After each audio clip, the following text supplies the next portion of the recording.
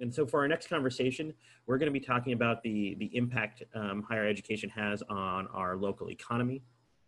And we're joined by Stephen Maurano of Providence College, Al Dahlberg of Brown University, Bethany Costello of Rhode Island School of Design, and we have Cliff Wood from the Providence Foundation moderating a discussion on college and universities and how they're responding to the economic impact from the lack of students, faculty, and staff on and around campus. A big deal for the whole country, but specifically towards the economics in Providence. So with that, I want to pass it over to Cliff. Thanks so much. Thank you. Thank you, Avi. Very happy to be here. I'm Cliff Wood, the Executive Director of the Providence Foundation, and we are a 45-year-old civics organization concerned with creating an environment to attract people and investment to Providence and to Rhode Island. So with the intersecting missions, I do appreciate being invited to participate today. I'm more excited about hearing from our guests, who Avi introduced. Know them all well, and I think it's fantastic to have them in one spot. And I'd like to ask each of them to sort of quickly introduce themselves, maybe give some basic information about their college or university, how they're reopening, what their approach is about bringing students back, maybe some rationale for that. And then we'll just take some laps with everyone, ask them some questions, ask for their perspective, and then we'll have a little bit of Q&A at the end. So keeping that in mind, some basic information about yourselves, your school, how you're approaching this reopening. We'll start with Al Dahlberg from Brown. Thanks, Cliff. Great to be here. So I'm Al Dahlberg. I'm Assistant Vice President for Government and Community Relations at Brown. So I oversee all our federal, state, city, and community relations. As many of you know, we just announced this week that we are bringing students back in the fall. We're going to be doing it in 2 phases. Many of our graduate and medical students are already here, and they'll be coming back. The remainder of them will be coming back. That's over 2,200 people. We'll be bringing our first cohort of undergraduates back in the next couple weeks. That'll be students that are housing insecure, that don't have any other place to go, or whose research requires being on campus. And then depending on how that goes, and we assume it'll go pretty well, given the exhaustive work we put into developing protocols to keep everyone healthy and safe, we expect to make a decision September 11 on how to bring the remainder of the students back. And many of you know we won't be bringing freshmen to campus until January. So we will have a significantly reduced density of students on campus. Everyone on campus will be living in singles and be tested at least twice a week. And any off-campus students in Providence will be tested twice a week as well. So that's our plan as it stands right now. Thank you, Al. We can move now to Steve from Providence College. Steve Maurano, how are you guys approaching this? What are you thinking about bringing back the students and why? Good morning, Cliff. Thank you for having me today. We are planning on starting classes on August 31st. We are planning on bringing everyone back. So that's roughly about 4,000 people that will come in over the month of August. So for example, this week we have about 100 or so international students and another 200 students that are coming from states that are considered hotspots. They're coming in, they're all self-quarantining for 14 days. They will be getting tested multiple times while they're here. And then once their self-quarantine is up, we'll bring back the rest of our student population. We've contracted with the Broad Institute. They're set up here on campus. They've already been testing faculty, staff, and some of our students who are living in the off-campus neighborhoods. To date, we have done somewhere between 500 and 600 tests, and we have 0 positives. So that's a good sign. Hopefully we can keep that going. But like Al mentioned at Brown, we too have been working furiously on developing protocols and practices to keep everybody safe on campus, reconfiguring classrooms, so that our students can elect to either be in the classroom or take the class on a remote basis. Our professors have the same option of teaching in person or teaching remotely. And we're set up so that they can teach synchronously, so that if students are in the classroom or taking the class remotely from their dorm room, they're seeing the same thing at the same time. I believe we're set up residence-wise so that we have a maximum of 2 students in a room. And of course, we have about 675 or so seniors that are living off campus in the Eden Street neighborhood. So we're keeping our fingers crossed that we'll be able to pull this off successfully. And as our president likes to remind us, you know, stay tuned, because things change on a daily basis and we may have to pivot intentionally or unintentionally, as the case may be, but that's the plan right now. Thank you, Steve. Seems like flexibility is really critical to all these things. You make a plan and then something happens and you have to completely take a left turn. I appreciate the intellectual flexibility you guys must have. Speaking of that, I'm going to pass this off to our batting cleanup, Bethany Costello from RISD. Tell us about yourself briefly and how RISD is approaching this. Sure. My name is Bethany Costello. I'm the Director of Community Relations at RISD. I serve as the link between the institution and the community in which we sit, and I also do municipal government relations for the institution. We are accepting students back in a de-densified manner. Move-in begins in the next couple weeks. We will have all students will be required to quarantine for 2 weeks. We will begin online classes in the 2nd week of their quarantining. Most of our students will live in single residence halls, or we've contracted with an apartment building locally to have students live there. We have also contracted with the Broad Institute to do testing of everyone that is coming to campus or plans to come to campus. So every student, faculty, and staff that will be at campus at any point or could be on campus at any point will be tested. We will create a baseline, and then we'll continue to test over the course of the next year. Thank you, Bethany. It's obvious. I'm always often surprised how Providence is not referred to as a college town as often as you would think, because really it's such a critical part of our economy, having these institutions here, how they affect the well-being and the job market and the economics, ranging everything, you know, from construction services to having students buy cups of coffee in enough frequency to keep places open. I'm wondering how this economic impacts of COVID are affecting the well-being of the universities. Maybe I can start with Steve from Providence College. Sure. Well, there's no doubt it's having a significant impact.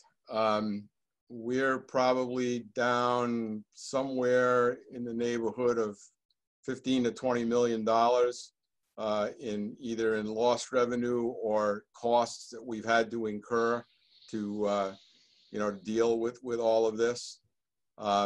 We're fortunate, I think, that we were able to make our number for the freshman class, although it is a bit smaller than the last couple of classes. But to put that in context, the previous 2 freshman classes were the largest 2 in the college's history. So even though we're down about 6 or 7% from those numbers, we're still, you know, at a fairly good sized class and able to deal with it budget-wise. But like I'm sure many of my colleagues here, you know, we refunded a lot of room and board monies when we sent students home in March, and that certainly was a hit, in addition to the expenses that we've incurred to try to get the campus ready for the upcoming semester.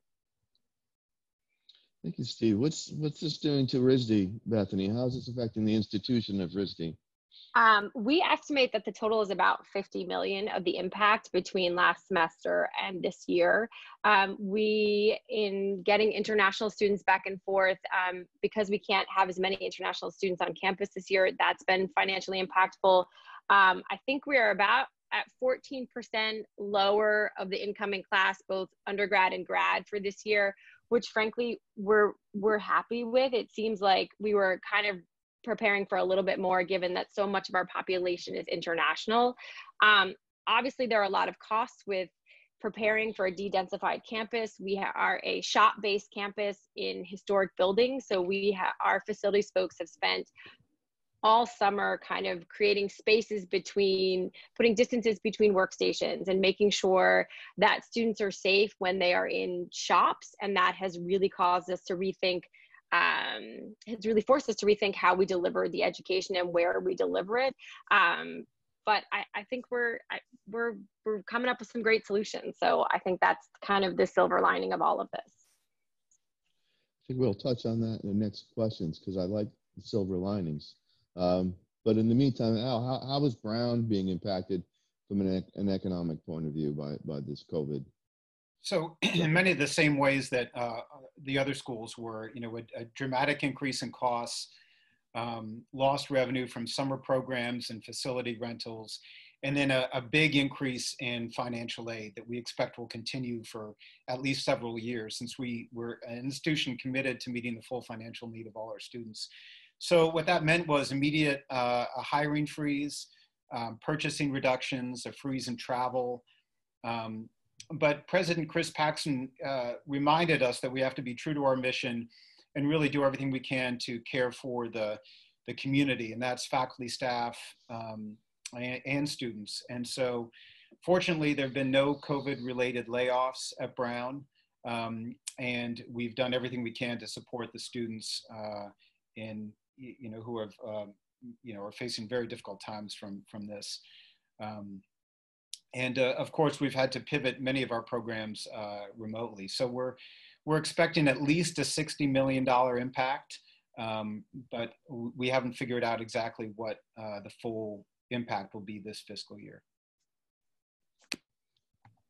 Thank you. Another question. This is one from Amy. It would probably be good to ask everyone. It was to Bethany and others. Have you been able to reconsider what, quote, classrooms are? Thinking about how some classes could be held outside or in spaces like cafeterias or district hall. Nice plug, Amy. That allow students to sort of spread out. So, Steve, how is PC? Are they addressing redefining classrooms? Yes, we are. First of all, we have a number of outdoor classrooms to begin with that are very popular with faculty, especially at the beginning of school and toward the end of the second semester, because the weather accommodates it. But we've also reconfigured some of our other buildings that have rooms that typically may have been function rooms and turn those into classrooms because they're a bit larger. They allow for more social distancing, a little bit easier maybe. But yes, that's something we've been working on all summer, is trying to rethink the classroom and try to use the maximum amount of space that we can to provide for the most distance. It's a lot of creativity. Bethany, Al, you guys have anything that you guys notable ways to address this problem? Bethany? Yep, we are tenting 7 different spaces on campus as a way to kind of provide outside classroom space. It will be tented through, I think, the end of October is the plan right now. These tents will only be used for classroom activities. They will not be used for any sort of social gathering, but you will see tents go up all over campus. And like Steve, we have looked at spaces that we were traditionally using for kind of meeting spaces as potential classroom spaces. So for sure, we are maximizing every square foot across our urban campus. I'd add that we did a comprehensive assessment of all the spaces on campus to look how we could really better utilize everything. So that could be called the silver lining from this process, is figuring out how to better utilize space. Have you guys thought about what will happen sort of, as we get into a little bit of the chillier weather, or are we going to address that as we approach? I'd say a Brown classroom space has always been very tight. It's one of the priorities we've had from a facility standpoint the last few years, is to expand classroom space. So we're looking at that challenge right now as the weather turns colder. Are you guys communicating with colleagues at other schools, either in the state or across the country, to sort of share best practices or brainstorm together, or are you just on the front lines in your own universities and sort of digging it out, or some combination of both? I'd say it's a combination of both, Cliff. I mean, we have a very active trade association that the 8 private colleges in the state belong to, and we regularly communicate with each other through those meetings. Not just the government affairs folks, but the provosts and the chief financial officers and the human resources people all have their own groups that meet through the trade association. But there are days when it seems like we're just hunkered down at our desk and dealing with the problems at hand, whatever they may be. Yeah, I'd only add, there are many people at all our schools that are communicating at many different levels on a regular basis. One of the things to keep in mind, though, is our institutions are very different. PCs, residence halls, for example, are very different from Brown's, which are very different from RISD. Our classrooms, our ways of teaching are different. So the diversity of our institutions, the way we're configured, the way we operate, also lends itself to different solutions. So what works for PC or RISD may not work for Brown, might not work for Bryant or other schools. So each school is best if it identifies best practices, but adapts them to their own circumstances. Yeah, I want to ask Bethany the same question with an additional question. Traditional sort of classroom settings, you can kind of see they can be replicated to some degree with technology and for instance, something like this format. But at RISD, you have ID labs, and you have sculpture facilities and the like. How are you addressing this question broadly? Are you communicating with others? But also, how are you adapting the uniqueness of RISD courses to the circumstances? Honestly, it's all hands on deck all the time. I think when we all left campus last year, facing this challenge was huge. And we are really lucky to have faculty, staff, and students who have all stepped up with really innovative solutions. I mean, we had text last year. Students would send blueprints from architecture to be printed out in the building, and the techs would print them out and then bring them to a Zoom meeting so it could still be the same sort of, not the same, but they could critique something that was made. We are a culture of making, so I think that's one of the reasons that we worked really hard to get students back to campus in the fall this year, in a way that was safe and healthy for them. But I would say we also are working with other schools in the art and design field, so that they are similar to us and kind of talking about best practices with them as well as local colleges. But we have been forced to be innovative, and again, it's a silver lining for us is that what has come out of it is just these great ideas, and honestly, the ability for more people to access and see what's happening, what traditionally has been in closed shops on campus. What as these sort of solutions, creative solutions, emerge in your institutions, are there things that came of this that forced creativity that you'll keep, that you think will be lasting? Are there things that have come out of this process that once, whether it takes 3 months or 3 years, we're going to get to the other end of this and we have the rest of eternity to follow?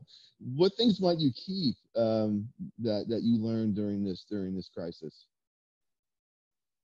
If I'll jump in, I mean, one obvious thing is many faculty, not just at Brown, but at other schools, have traditionally been reluctant to adapt their courses for remote learning or asynchronous learning. And I think that in one fell swoop was a transformation when COVID hit, and that faculty had to immediately adapt whatever coursework they had for an online format. And I think that's going to have a lasting impact on the way content is delivered and courses are taught, and even maybe how students take exams or work together in small groups. I think that's going to be a dramatic national impact. I also think smaller things, such as the possibility of more remote work by staff, which could free up things like parking, which is a constant issue on all our campuses all the time. If people are staggering the days they come into work and working remotely more, you could diminish the impact of parking pressures. I definitely agree with that, Al.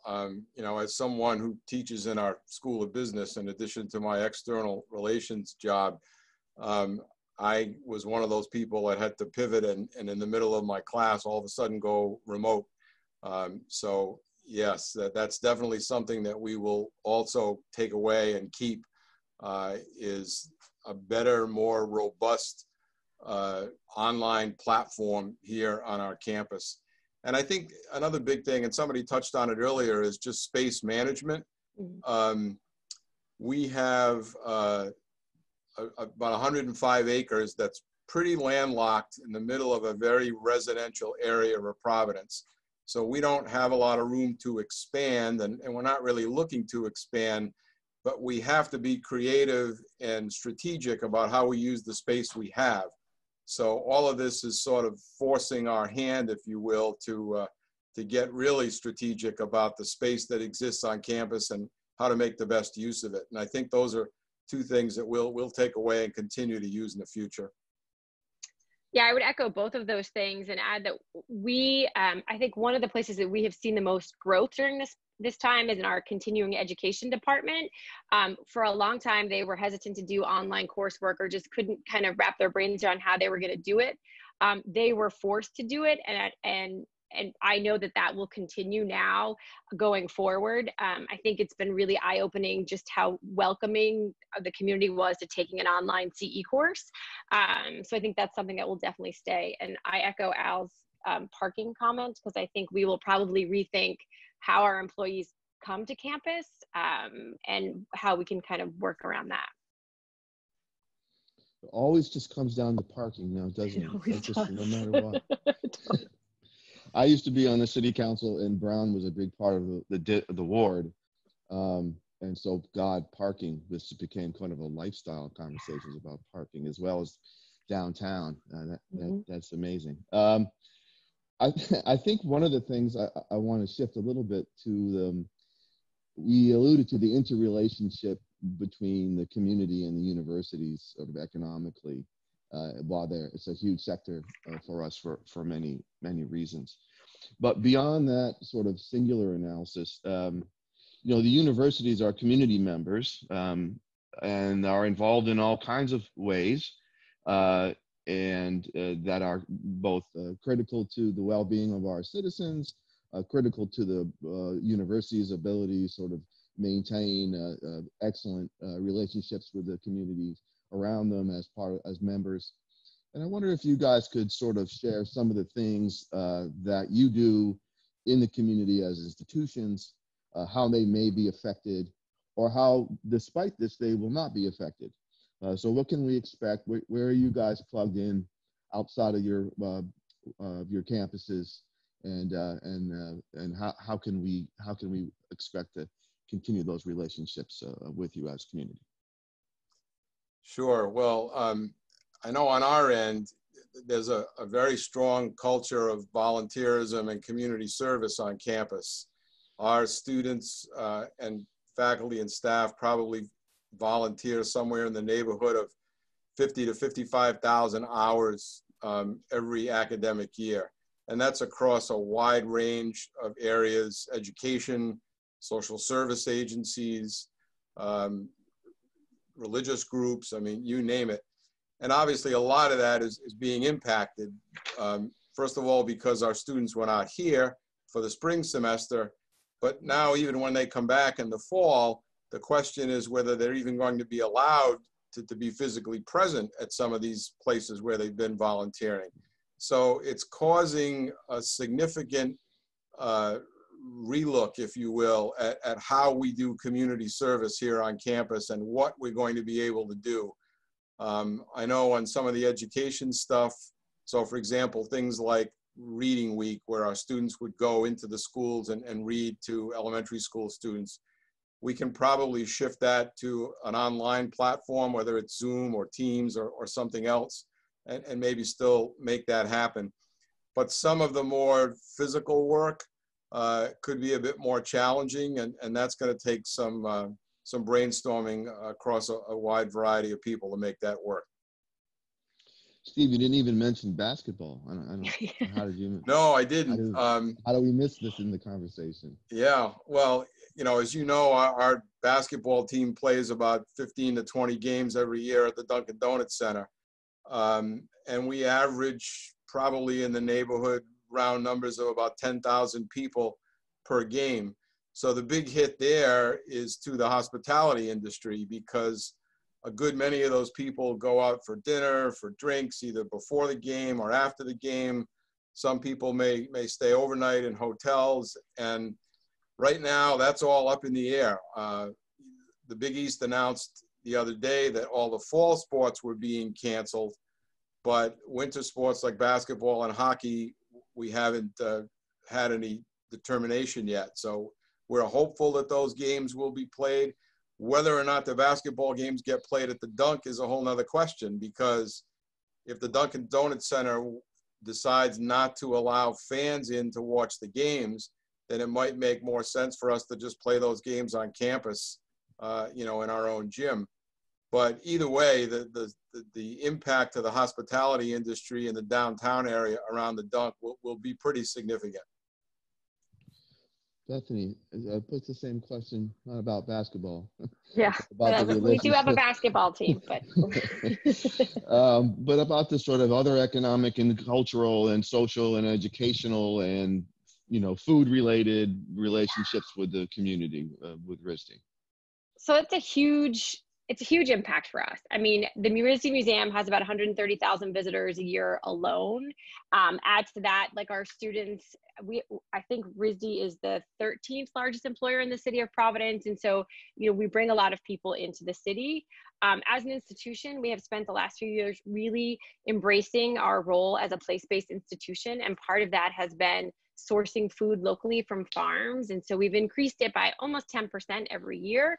And so I think you will see different sort of what seems small impacts. I mean, when you talk about close to $500,000 in local sourced food in the last year, doesn't seem like a lot, but in the grand scheme of things, when you add it to, we're not really doing as much construction, and so we're not dealing with local vendors, or our students weren't here in the spring, and they're not going to be able to, we're not holding events in the fall.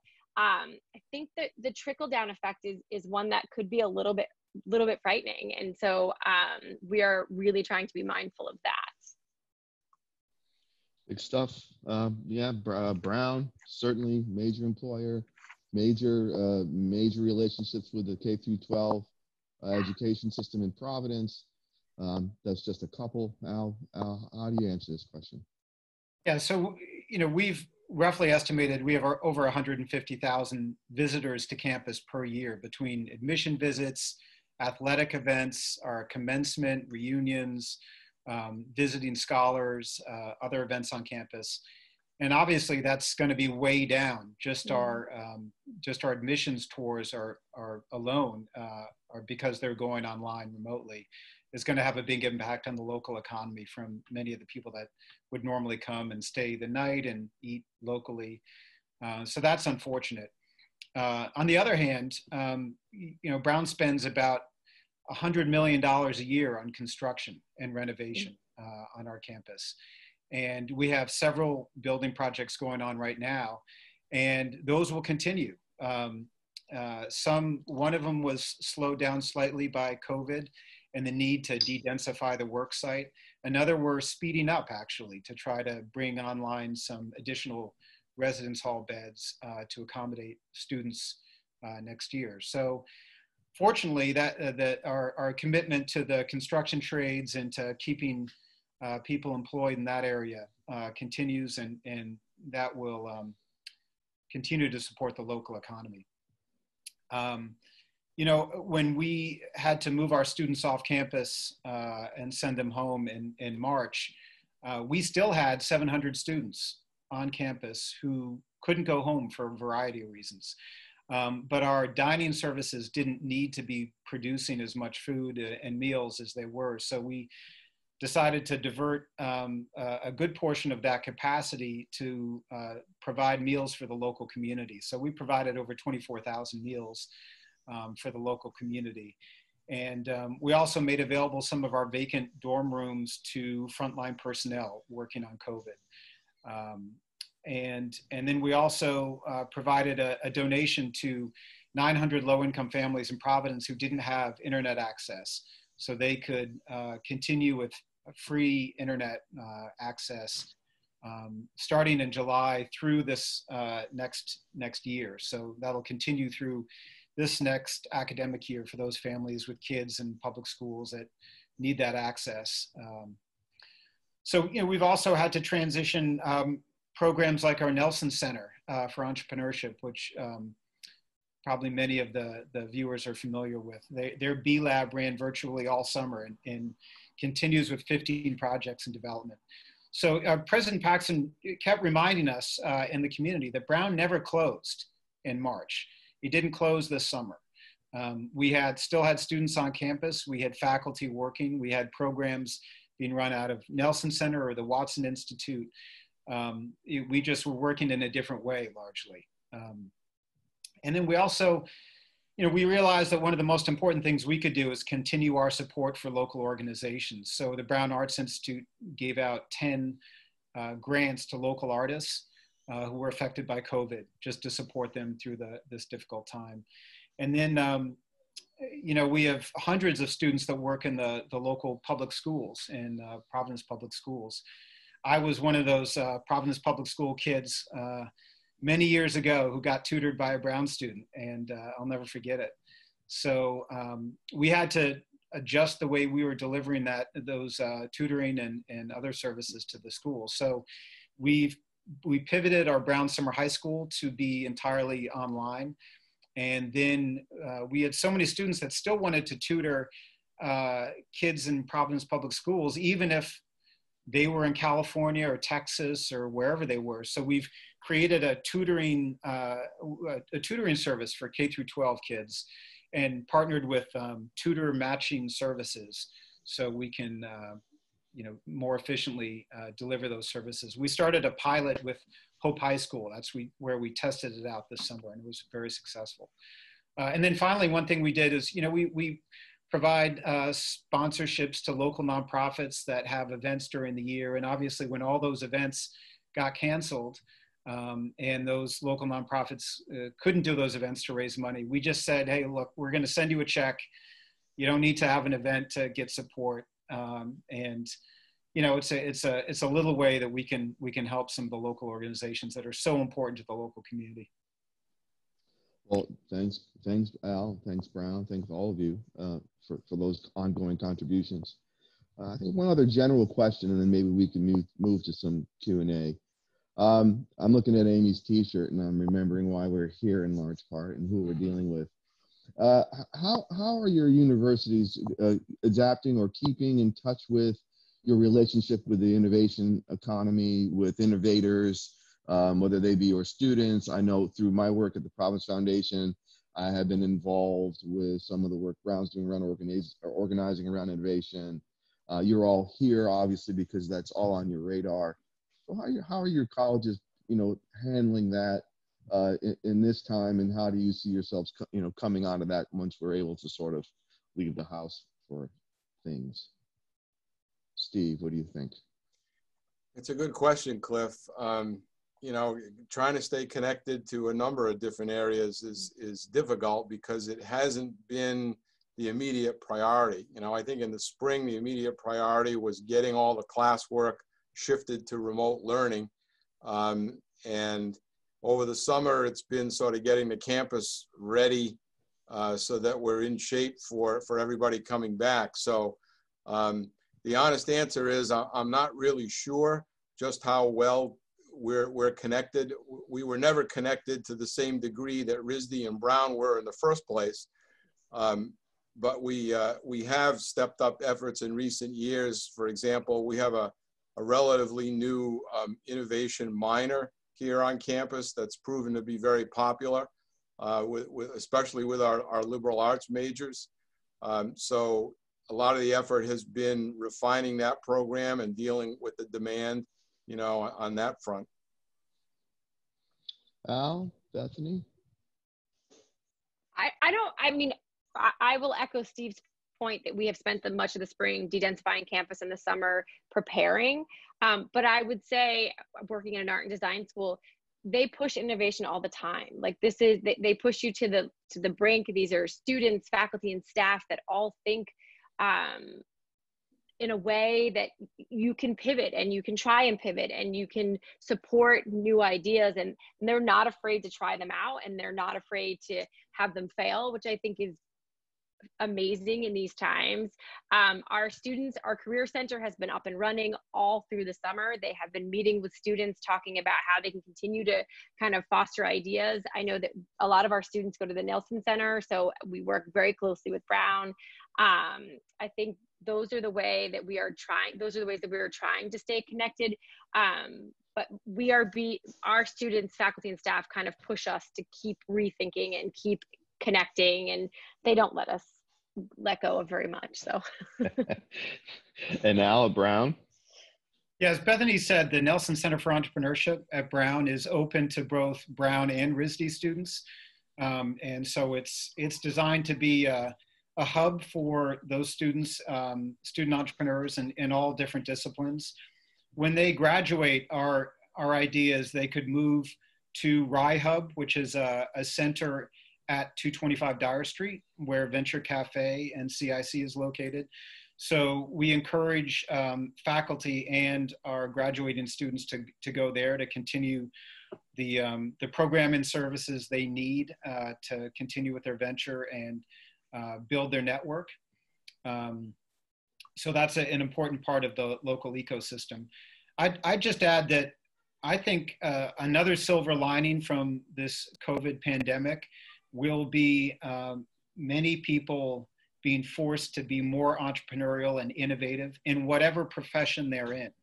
And I think that'll have some profoundly positive impacts on many different areas. So I think we'll see a need for more of these kinds of forums, more resources, and support for entrepreneurs going forward. And I think we all need to figure out how to do that. Wonderful. You know, we've been asking a lot. I have one other general question. Since I'm moderating, I'm going to break my own rule. You know, what do you guys need from us to help you remain balanced, whether that be, you know, help from just any sector of the community or the community at large, you know, who recognize your critical importance of you guys in our community. What do you guys need? Do you need anything from us out here in the world? I think we need patience, because as we talked earlier, you know, as much as we are economic engines for the community, the level of that economic engine is going to be down a bit, because spending is going to be down if we don't have the same number of people on campus. The number of visitors, as Al alluded to earlier, that we all bring to campus, whether it's parent weekends, alumni weekends. So those numbers are going to be down. And just an example of, you know, sort of death by 1,000 cuts. We do about 20 to 25 weddings on campus every year. Our chapel is a very popular destination for PC alums to get married. And given that something like 93% of our student body does not come from Rhode Island, these are people coming from Connecticut or Massachusetts or New York to get married on campus. And then typically their wedding reception is here in Rhode Island. So if you figure the average cost of a wedding reception for 100, 150 people is, depending on how elaborate you are, you know, somewhere between $20,000 and $40,000, and multiply that times 20 or 25 weddings, that's all money that's not being spent in the community. So that kind of stuff like that kind of flies under the radar, but it's part of this death by 1,000 cuts that I mentioned earlier. So yeah, patience, I would say, is what we need most. Patience. We can definitely work on that. Al, Bethany, what do you need beside patience and parking? I'd say, we've talked for years about how important it is to keep our graduates in Providence. And the reason they stay is this is an incredible city, an incredible arts and culture, great culinary offerings. Its diversity is a huge strength. And if we start losing some of that, as we may during this crisis, Providence will just be a less attractive place for graduates and entrepreneurs. So I think what we can all do is support local businesses, renew our commitment to the civic organizations that are so important to keeping this place a high quality place to live, and supporting our schools too for the kids that really need support right now. Even before COVID, the Providence schools were in rough shape. So those are just some quick thoughts. Yeah, I would echo How can we both. help? I would echo both of those sentiments, and just keep reminding. Sometimes I think generally people need to be reminded about how important we are as anchor institutions in this community.